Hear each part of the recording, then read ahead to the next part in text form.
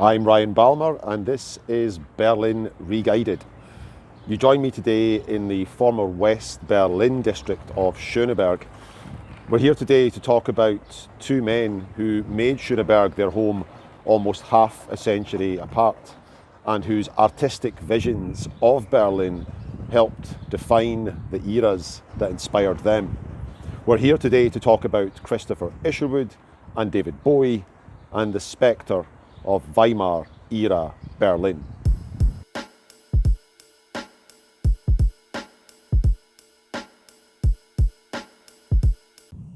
Although Bowie and Isherwood would only meet one time backstage at a David Bowie concert in California in 1976, that meeting would prove to be very significant for both men. It happened to be at a time when both Isherwood and Bowie were attempting to look back to a brief period in Berlin's history, sandwiched between the two world wars. It was a time when the German capital had become something of a magnet for political revolutionaries and reactionaries, for the avant-garde, for artists and occultists, but also addicts and pushers. It was a period that became loosely known as the goldentwenties, but in actual fact would stumble on through the Wall Street crash in 1929 to the beginning of the Nazi dictatorship in 1933. Isherwood's memoir, Christopher and His Kind, was about to be published when this meeting happened. Upon meeting Bowie and sensing his obvious enthusiasm for the Berlin of the Weimar period, Isherwood attempted to pour cold water on Bowie's plans to move to the German capital, reminding him of the at least semi-fictional nature of his books. In Mr. Norris Changes Trains and Goodbye to Berlin, Isherwood had sometimes, to a great extent, fictionalised his own experiences and that of his friends. Although told mostly in the third person, Christopher and His Kind was Isherwood's late life attempt to retell familiar stories in a more personal way, and with the possible benefit of decades of self-reflection. As he would sometimes discover, though, he would struggle to separate his own memories from the various stage and screen adaptations of his work, and he was often troubled by the role of bystander that he had felt he had played as Weimar Berlin collapsed into horror. Almost 40 years after Isherwood was driven out of Berlin, everything seemed to be pulling David Bowie towards the city. He had spent the first few months of 1976 touring the Station to Station album in what became known as the White Light Tour, because of the stark beams of light piercing the darkness on this otherwise bare and empty stage. It was Bowie's attempt to recreate something like an expressionist film set. It was also his attempt to create some kind of Brechtian distance between himself and the audience. The Thin White Duke was a skeletal, monochrome figure who, as Hugo Wilcken explains, was less sketched out than other characters that Bowie had inhabited. He was a chilly, Aryan elitist with Nietzschean overtones. His last album, Station to Station, had both sonic and aesthetic hints as to which direction his life would soon take. The more we look at Bowie's productivity in the next few years, however, it becomes quite clear that he is just as interested in the Berlin of the past as he was the Berlin of the present. There are those who believe that the Weimar Republic was doomed from the very beginning, especially once the Treaty of Versailles had been imposed. The treaty ensured that Germany lost about 13% of its territory and about 10% of its population, as well as huge amounts of natural resources. The defeated country would also be expected to fork out enormous reparation payments for decades to come. The new parliament convened in Weimar at first because Berlin had gone politically bananas in the meantime. The centre-left government crushed a far-left revolt with the help of the far right in 1919, only to face an attempted right-wing coup a year later. Things then calmed down politically, only for the economy to completely tank within a couple of years. Hyperinflation hits, which is where we get these iconic images of Germans using the worthless banknotes for wallpaper. Only a complete restart of the German currency and a drastic slowdown on the reparations front finally succeeds in creating some much needed stability. These problems were Germany-wide, of course, but seem to manifest themselves most vividly and viscerally in the throbbing metropolis at its heart. A sense of desperation and nihilistic self-destruction began to sweep the city, often aided by opportunistic tourists who realised that their pounds or dollars or francs could buy them anything or anyone that they desired. The painter George Gross was appalled. All moral restraint seemed to have melted away. A flood of vice, pornography and prostitution swept the entire country. The city was dark, cold and full of rumours. The streets were wild ravines, haunted by murderers and cocaine peddlers. So where do we get this idea of the golden 20s from, since we're already up to 1924 and for the vast majority of Berliners, life was absolutely rubbish? Well, parallel to and sometimes mixed up with all this horror was a Berlin that was also the European centre of modernism, a city that could be wildly experimental and sexually liberated. That all too brief period between the end of hyperinflation and the beginning of the Wall Street crash gave all those elements of the city's existence room to breathe and flourish. Berlin was full of young men who had barely survived the Great War and were definitely not happy about going back to the small towns and provinces and the conservative values that they had previously been subjected to. But it was also full of young women who had kept the country running when the men were off losing that war in the first place. Women who had gained a sense of independence and were not too happy about giving that up. Berlin was a hotbed of radical feminism. The cultural aspirations that had emerged in Berlin in fits and bursts ever since the time of Frederick the Great back in the 18th century now exploded into life, no longer constrained by draconian censorship laws.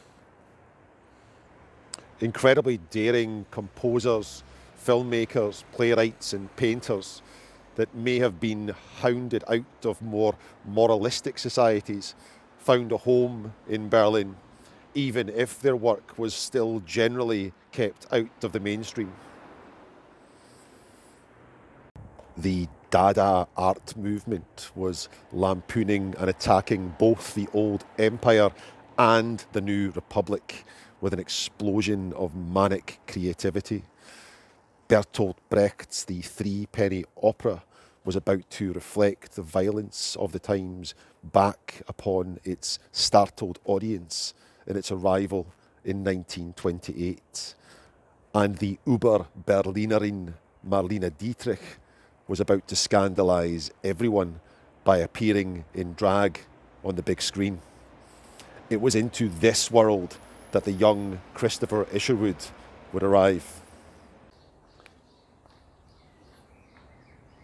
Of course, Germany was not the only country still suffering after the Great War.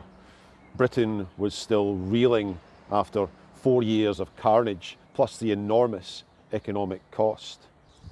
As Gore Vidal explains in his introduction to Isherwood's 1976 memoir, the First World War had killed off the better part of a generation of graduates, and amongst the graduated dead was Isherwood's father. There was a long shadow over the young, of dead fathers, brothers, also of dead and dying attitudes. Rebellion was in the air. New things were promised. Isherwood was 24 years old when, shortly after being asked to leave Cambridge University, he came to Berlin for the first time to visit his friend, the poet W.H. Auden. Auden had regaled Christopher with tales of how liberated the German metropolis could be, and Christopher couldn't wait to find out for himself. As he himself put it in his memoir, writing in the third person as usual, it was Berlin itself that he was hungry to meet. To Christopher, Berlin meant boys.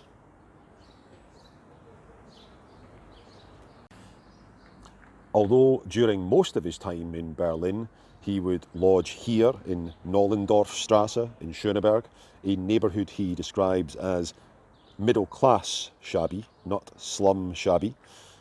When it came to the aforementioned boys, Christopher preferred the much more working-class neighbourhood of Kreuzberg, and in particular a bar called the Cosy Corner that Auden took him to during that first visit.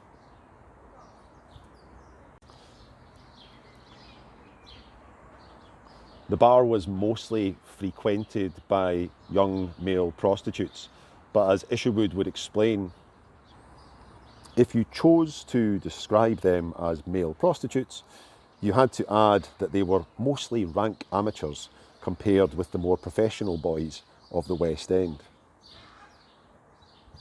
It made quite an impression on Isherwood in any case. More than 4 decades later, he would recall quite vividly, "I can still make myself faintly feel the delicious nausea of initiation terror which Christopher felt." Here Christopher describes walking down the stairs to the Cosy Corner. What it immediately made me think of is walking up the stairs in Berghain after somehow managing to make your way past Sven at the door. So I guess some things never change. It was something of a chance encounter that would put Isherwood in contact with a very different sphere of Berlin's gay community. Through an acquaintance named Francis, he began to make contact with Dr. Magnus Hirschfeld's Institute for Sexual Research, and even lived in the building alongside it for a time when he was still finding his feet. Hirschfeld's Institute, which was sadly destroyed during World War II, could have been found just a stone's throw away from where I stand today, right in front of the House of World Cultures in central Berlin. For decades now, Dr. Magnus Hirschfeld had been trying his utmost to repeal the anti-sodomy legislation known as Paragraph 175. He had been unsuccessful up until this point, but it did seem that when Isherwood arrived, the tide was slowly turning in Berlin and the state of Prussia, at least. The Prussian state government had in fact instructed the local police to no longer enforce that law, at least for the time being. The freedom that Isherwood and Auden had felt at bars like the Cosy Corner then was partly due to pressure from Hirschfeld's group. But the Institute of Sexual Research in Berlin went far beyond campaigning for that law to be repealed. The Institute of Sexual Research attempted to synthesize contemporary approaches to biology, psychology, to come up with a much more modern approach to gender and sexuality. And in that sense, they were decades ahead of their time. Isherwood also noted decades later that the Bolsheviks' declaration that consenting sex between adults in private was a private matter no matter what, had actually made it easier for Hirschfeld's circle and far left activists in the city to coalesce. So this brought another group of very interesting figures and characters into the sphere of influence around young Isherwood. Isherwood had flirted with left-wing politics before his time in Berlin, and although he never joins the Communist Party, it remains something that's very close to his heart, certainly during his time in the German capital. Hirschfeld would often organise lavish parties at the grand old mansion where the Institute could be found. Isherwood found himself invited to some of these parties, and in one particular event, a costume party for which young Isherwood had borrowed a pseudo-sailor outfit from one of the boys at the Cosy Corner, he encountered one of the great stars of the German silent film era.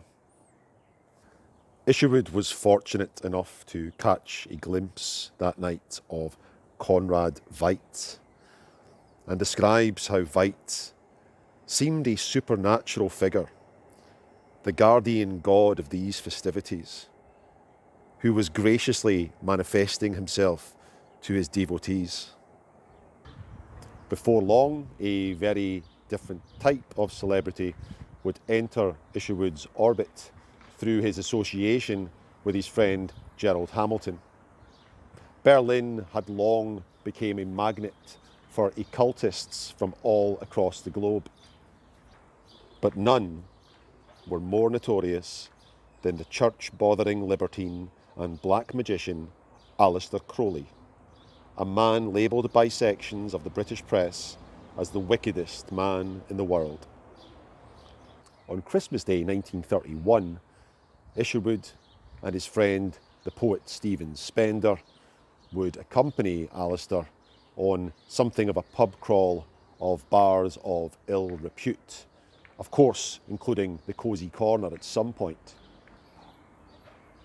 On encountering one of the locals in the Cosy Corner, Aleister decided it would be a fantastic opening gambit to, unannounced, simply plunge his nails into the chest of one of the young lads. Unsurprisingly, this caused something of a ruckus and some threats of recrimination until Isherwood convinced Crowley to fork out some considerable compensation. Even Weimar Berlin had its limits, it would seem, and the man labelled by his own mother as the Great Beast had found them. Upon reading Isherwood's memoirs, it becomes quite clear that the time he spent in Berlin was much more productive than one would imagine, given the sheer abundance of temptations that seemed to be on offer. As he would write years later, seldom have wild oats been sown so prudently. He would frequently leave more decadent friends to it so he can go home early and work on his novel in the morning. He also kept extensive diaries, which formed the basis of his two principal Berlin works, Mr. Norris Changes Trains and Goodbye to Berlin. In those books, we encounter fictionalised depictions of his close friends Jean Ross and Gerald Hamilton, who would reappear as Sally Bowles and Mr. Norris. Within these Berlin texts, Isherwood would depict a version of himself as protagonist, but he had to be very careful not to incriminate himself. So his own sexuality is barely hinted at, never mind openly discussed. But one thing he was abundantly clear about was the growing threat of National Socialism, or as he himself would put it, here was the seething brew of history in the making. His time in Berlin would come to rather an abrupt end. He starts to form an exit strategy at the beginning of February 1933, just as the shadow starts to descend upon the city. Around about this time, the Eldorado transvestite bar, just a few hundred metres away from Isherwood's Nollendorfstrasse address, a bar where Marlene Dietrich had once performed, was shut down and subsequently bedecked with the symbolism of the new dictatorship. He was also somewhat startled to encounter one of the boys from the Cosy Corner striding around Schöneberg dressed in the brown uniform of the SA, or Nazi stormtroopers. Isherwood would then subsequently embark on a ultimately failed attempt to convince the British authorities to accept the immigration of his German lover, Heinz Neddermeer. One of his last experiences in Berlin before the war turned out to be one of his most traumatic. Magnushirschfeld's institute had been raided and ransacked by Nazi-supporting students and subsequently members of the SA. The enormous library and archives were taken out, and 4 days later, on May the 10th, were publicly destroyed in what was to be the first of many book burnings. Isherwood would not only hear about the burning, but would be in the crowd that witnessed it here in 1933. He would not return to Berlin until 1952.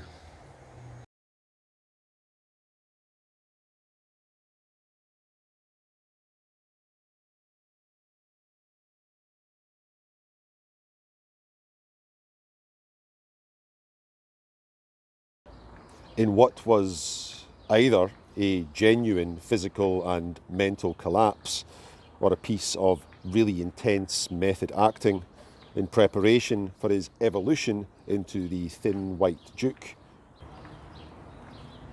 Bowie had spent almost 2 years in Los Angeles existing on a diet of cocaine, milk and red peppers, to the point that he began to resemble the supernatural figure Conrad Veidt, glimpsed by Isherwood at Dr. Hirschfeld's party. By the end of the year, Bowie had upped sticks and moved to West Berlin with his friend, protege and future collaborator Iggypop.